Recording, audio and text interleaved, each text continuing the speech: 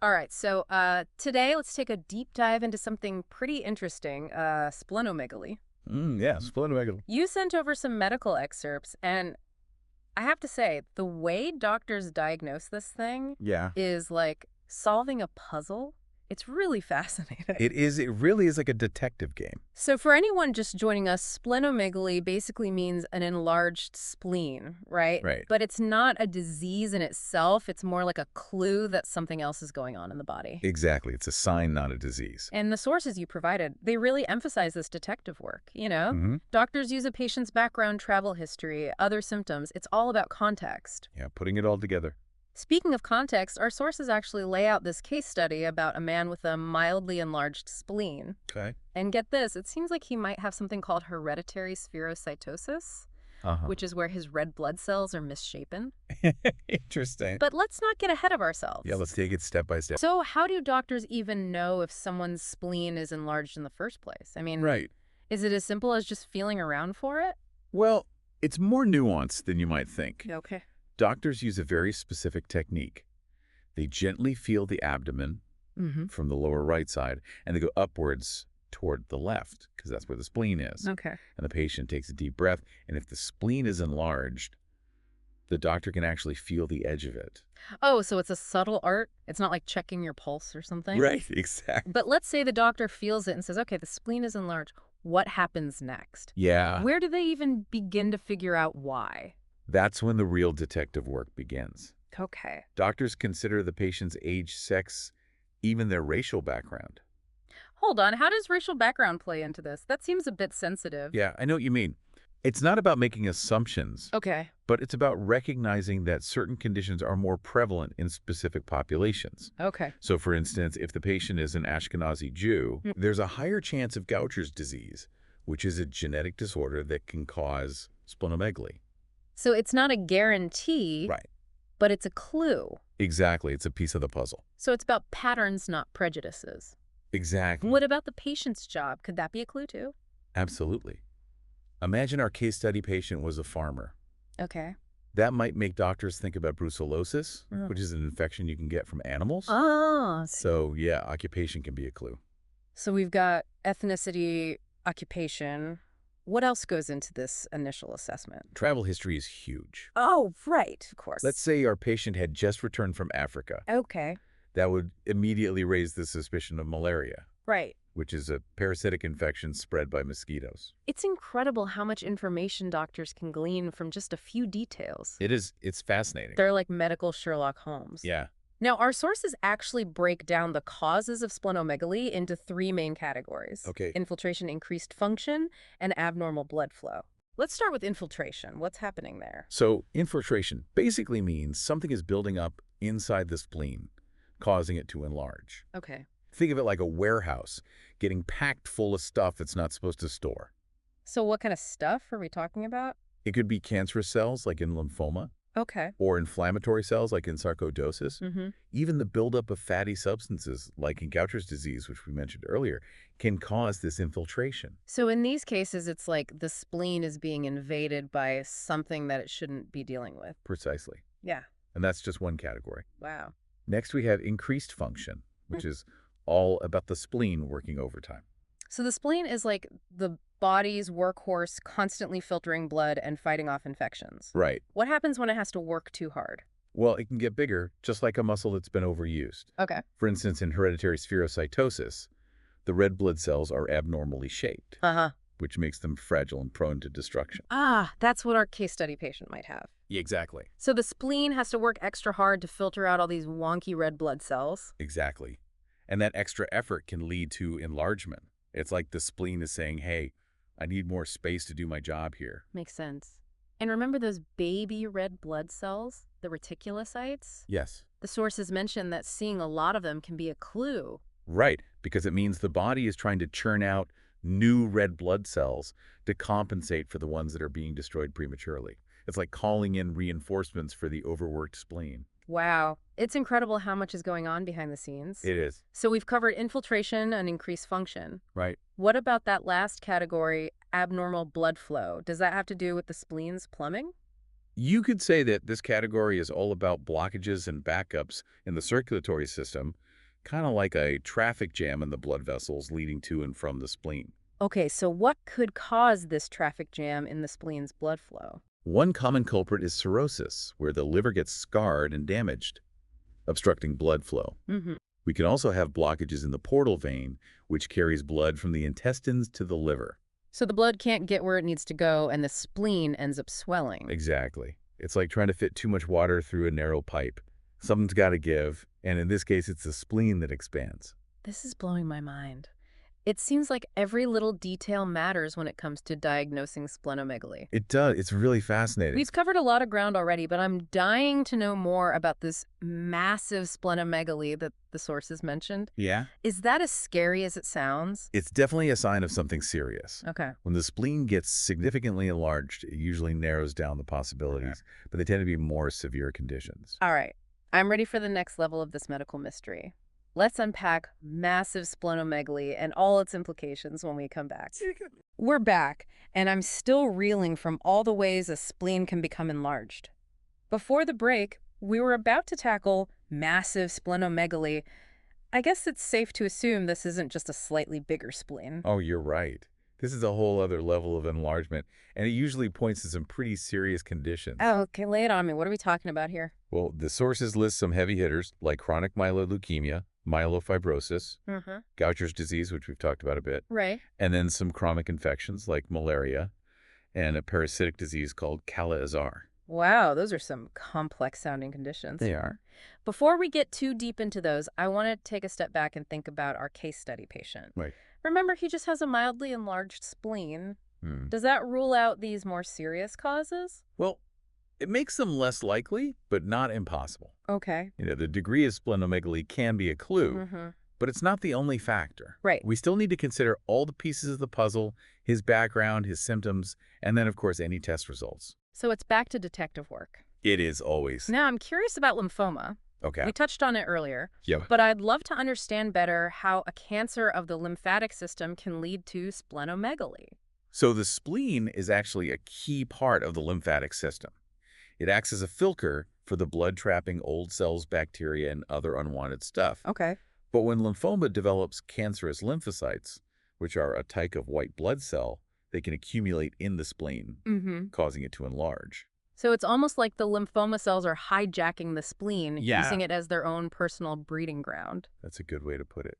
And lymphoma is not the only cancer that can affect the spleen. Oh, right. Leukemous cancers of the blood and bone marrow can also lead to splenomegaly. That makes sense given the spleen's role in filtering the blood. Yeah. It's like the leukemia cells are clogging up the system. Exactly. And while we're on the topic of blood and bone marrow, Yeah. remember myelofibrosis? Right, the one where the bone marrow gets replaced by scar tissue. Yeah, that's the one. And it sounded pretty intense. It did. What's the connection to the spleen there? Well, when the bone marrow can't produce blood cells properly, the spleen tries to step up and compensate. Okay. But this extra workload can cause it to become massively enlarged. So it's like the spleen is trying to be the hero, Yeah, but it ends up overwhelmed. you could say that. It's a reminder that even our most resilient organs have their limits. True enough. Okay, enough with the heavy stuff for a minute. Right. We've talked a lot about cancers and genetic disorders, but I know infections can also cause splenomegaly. Right. I mean, everyone's had the flu, right? Does that mean our spleens were probably enlarged at some point? What's definitely possible. Infections are a common cause of splenomegaly, especially in certain parts of the world. Okay. We talked about malaria, but there are countless others, bacterial, viral, fungal, that can affect the spleen. Even mono, the kissing disease, can cause it to enlarge. So even a common cold could theoretically make your spleen swell a bit. Yeah, it's not always noticeable. But yes, the spleen is working hard during any infection, producing more white blood cells to fight off the invaders. And that increased activity can lead to some temporary enlargement. It's amazing how much our bodies do without us even realizing it. It is. But what about infections that stick around longer, like chronic infections? Those can definitely put a strain on the spleen. Yeah. Imagine it constantly working overtime to filter out those pathogens. Mm-hmm. It's like a factory running 24/7 with no breaks. Mm-hmm. Eventually, that takes a toll. So it's not just the infection itself, but how long it lasts that can impact the spleen. Precisely, chronic infections like hepatitis or HIV can really overwork the spleen and lead to ongoing enlargement. I see I'm sensing a theme here. What's that? The spleen seems to be involved in a lot of different processes. Yep. And when something throws those processes off balance, it reacts by getting bigger. You're picking up on something important. The spleen isn't just sitting there passively. It's constantly adapting to the body's needs, filtering blood-fighting infections, even helping with red blood cell production when the bone marrow falls short. It's like the ultimate multitasker. Exactly. And that's why splenomegaly can be a sign of so many different things. It's the spleen's way of signaling that something is amiss. So even though a big spleen can be a scary finding, it's also a valuable clue for doctors. Absolutely. And it highlights the importance of listening to your body and seeking medical attention if you notice any unusual symptoms. Now, before we move on, I want to circle back to sarcoidosis. You okay? That mysterious inflammatory disease you mentioned. Uh-huh. You said it can affect the spleen, Yeah. but we don't really know what causes it. Right. It's a bit of an enigma.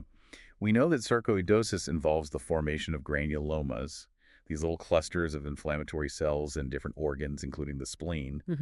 But what triggers this immune response in the first place is still a mystery. So it's like the body's attacking itself, but we don't know why. Exactly. Some theories suggest it could be a reaction to an infection, an environmental trigger, or even a genetic predisposition. Okay. But we haven't pinpointed the exact cause yet. It's fascinating, but also frustrating, right? It is. It's like having a puzzle with missing pieces. Exactly. Well, you've done a great job of explaining the puzzle of splenomegaly so far. Thanks. We've covered a lot of ground. We have. But before we wrap things up, I'm curious about the actual diagnostic process. How do doctors narrow down all the possibilities and figure out what's really going on? That's a great question, and it takes us back to the detective work we talked about earlier. It's all about gathering clues and piecing together the evidence. Okay, I'm ready to put on my detective hat. All right. Let's break down the diagnostic process and see how doctors crack the case when we come back. Oh. Okay, we're back, and I'm ready to solve this medical mystery. Before the break, we were talking about how doctors actually diagnose splenomegaly. It sounds like it's more than just saying, yep, your spleen is big. Oh, yeah, for sure. It's all about figuring out why the spleen is enlarged. It's like those detective shows where they gather evidence and piece together all the clues. So where do they start? Do they dust the spleen for fingerprints? Not quite, but they do start with a thorough medical history. Okay. They'll want to know about your symptoms, any past illnesses, family history, lifestyle, even travel history like we talked about earlier. Right, because that trip to Africa could be a huge clue. But let's say the patient has a pretty common symptom, like just fatigue. How do doctors differentiate between all the possible causes of fatigue? Well, that's where the physical exam comes in. Doctors will actually feel the spleen, Okay. get a sense of its size and shape. They'll also check for other signs like swollen lymph nodes or a rash, which could point to a specific condition. So it's like putting together a puzzle, each piece of information adding to the picture. But I'm guessing it's not always that straightforward. You're right. Sometimes the clues are subtle and doctors need more information, and that's where lab tests come in. Ah, the blood tests. We talked about how important those were for our case study patient. Yeah. What can a simple blood test tell us about the spleen? A lot, actually. A complete blood count, or CBC, can reveal abnormalities in the blood cells themselves, like those misshapen red blood cells in hereditary spherocytosis. It can also show signs of infection, inflammation, or even cancer.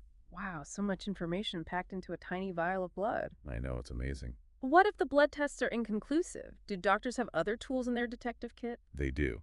Imaging studies like a CT scan or an ultrasound can provide a more detailed view of the spleen and the surrounding organs. They can help determine the size and shape of the spleen, as well as identify any masses or other abnormalities. So they can actually see what's going on inside the body. That's incredible. But are there ever situations where they need to go even further? There are. In some cases, a bone marrow biopsy might be necessary, Okay. especially if doctors suspect a blood disorder like leukemia or lymphoma. This involves taking a small sample of bone marrow to examine the cells under a microscope. Okay, that sounds a bit more invasive. It seems like doctors have to be pretty creative and thorough to solve these splenomegaly mysteries. They do. But let's say they've done all the tests and they've gathered all the clues. Right. How do they put it all together to make a diagnosis? That's where experience and clinical judgment come into play. Doctors have to analyze all the data, consider the patient's individual circumstances, and weigh the probabilities. It's like a complex puzzle, and sometimes there's no easy answer. Sounds like a real challenge. But I'm sure it's also incredibly rewarding to finally crack the case and figure out what's causing the splenomegaly. Oh, absolutely. It's like solving a medical whodunit, and knowing that you've helped your patient get the right diagnosis and treatment is incredibly fulfilling. Speaking of our case study patient, let's not forget about him. We left off thinking he might have hereditary spherocytosis. Did Yeah. the sources reveal any more about his story? They did. Remember how we talked about those reticulocytes, the baby red blood cells? Yeah. Well, his blood tests showed a high number of them, suggesting his body was working overtime to replace damaged red blood cells. Ah, so that reinforces the idea of his spleen being in overdrive. Exactly. And the clincher, his blood smears show those characteristic small, dark red blood cells without the usual central pallor, which is a hallmark of hereditary spherocytosis. So, mystery solved. But what happens next for someone with this condition? Is it something you can just live with, or does it require treatment? It depends on the severity. Mild cases might not need any treatment, but moderate to severe cases often require a splenectomy. Whoa, hold on, removing the spleen entirely. That sounds pretty drastic. It can be a big decision, but it's often the most effective treatment for hereditary spherocytosis. You see, without the spleen constantly destroying those fragile red blood cells, the body can function much better. It's incredible to think that removing an organ can actually improve someone's health. But it's also a reminder that the spleen, despite all of its important functions, isn't always essential for survival. That's a good point. We've talked about all the ways the spleen can become enlarged and cause problems, but it's important to remember that it's also an incredibly resilient organ. Even if it's removed, the body has other ways of compensating. That is reassuring to know. But it also makes me wonder, what can we do to protect our spleens and keep them healthy in the first place? That's the million-dollar question. A lot of it comes down to just overall health, eating a balanced diet, exercising regularly, getting enough sleep, managing stress. So it's not just about avoiding specific diseases, but about supporting our bodies as a whole. Exactly. And don't forget about vaccinations. They can help protect against infections that can put a strain on the spleen, like hepatitis and pneumococcal disease. Right, vaccinations are like giving your spleen a helping hand. This has been such an enlightening deep dive into the world of splenomegaly. I feel like I've learned so much about this often overlooked organ and the amazing detective work involved in diagnosing its enlargement. Me too. Yep. It's been a pleasure talking about this with you. Before we sign off, I want to leave our listeners with something to ponder. We've talked about how the spleen reflects the health of our entire body. So as you go about your day, think about the choices you make, the foods you eat, the activities you engage in, the way you manage stress, and how they might be impacting this vital organ. And if you ever have any concerns, don't hesitate to reach out to your doctor. They're the ultimate detectives when it comes to your health.